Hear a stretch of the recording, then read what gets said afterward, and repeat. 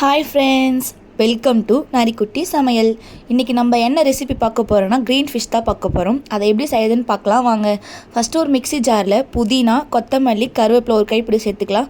அதுக்கப்புறம் 4 துண்டு இஞ்சி, ஒரு பெரிய சைஸ் வெங்காயம், 10 பல் பூண்டு, 4 பச்சை மிளகா இதெல்லாம் சேர்த்து ஒரு ஃபைன் பேஸ்ட்டாக அரைச்சிக்கலாம். அதில் 1 ஸ்பூன் அரிசி மாவு, 1/2 spoon lemon juice, chilli powder, cornflour 1 spoon, salt சேர்த்து நல்லா மிக்ஸ் பண்ணிக்கலாம்.